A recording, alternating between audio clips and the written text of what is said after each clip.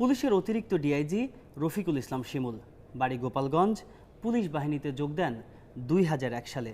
দুদকের আমলে নেওয়া এই অভিযোগে বলা হয়েছে, মৃত বাবাকে ভুয়া মুক্তিযোদ্ধা বানিয়ে কোটায় চাকরি পেয়েছিলেন তিনি। এই পুলিশ কর্মকর্তার বিরুদ্ধে স্থানীয়দের রয়েছে নানা অভিযোগ। অভিযোগ থেকে আরও জানা যায়, তার অত্যাচারে বাড়ি ছেড়েছেন কেউ কেউ, মামলার ভয়ে দেশ ছাড়াও হয়েছেন।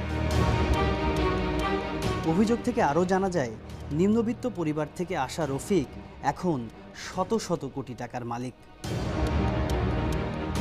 বাংলো বাড়ি বানিয়েছেন গোপালগঞ্জের পাইককান্দিতে, যেখানে অন্তত 30-40 কোটি টাকা খরচ করেছেন। এছাড়াও বিভিন্ন জেলায় অতিরিক্ত ডিআইজি রফিকের নামে সম্পত্তি রয়েছে 90 বিঘার মতো। গোপালগঞ্জে আরও জমি কেনা হয়েছে, তবে সেগুলো অন্যান্য আত্মীয় স্বজনের নামে। সম্পত্তি করেছেন স্ত্রী, ভাই, এমনকি শ্বশুরের নামেও।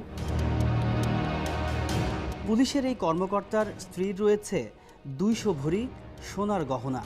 রাজধানীর ধানমন্ডি, উত্তরা ও যাত্রাবাড়িতে রয়েছে আলিশান ফ্ল্যাট। সারা দেশে সব মিলিয়ে তার নামে সম্পদ 110 কোটি টাকার উপরে। দুদকের অভিযোগ থেকে আরও জানা গেছে, রফিকুল ইসলাম শিমুল তার স্ত্রীর ভাই আব্দুল আল মামুনের শিপিং ব্যবসায় বিনিয়োগ করেছেন 74 কোটি টাকা।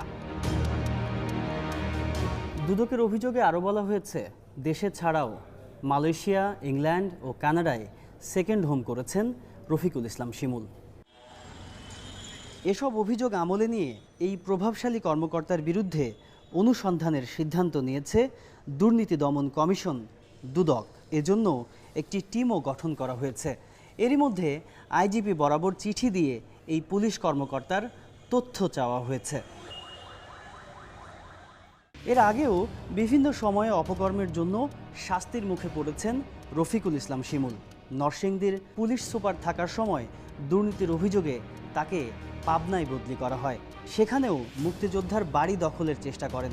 এ নিয়ে গণমাধ্যমে খবর প্রকাশিত হলে তাকে প্রত্যাহার করে পুলিশ সদর দপ্তরে সংযুক্ত করা হয়। সেখান থেকে অ্যাডিশনাল ডিআইজি হিসেবে পদোন্নতি পেয়ে পুলিশের স্পেশাল ব্রাঞ্চ সিটিএসবিতে কর্মরত রফিকুল ইসলাম শিমুল। এই কর্মকর্তার বিরুদ্ধে এর আগেও অভিযোগ আসে দুদকের কাছে, তবে সে তদন্ত বেশি দূর এগোয়নি।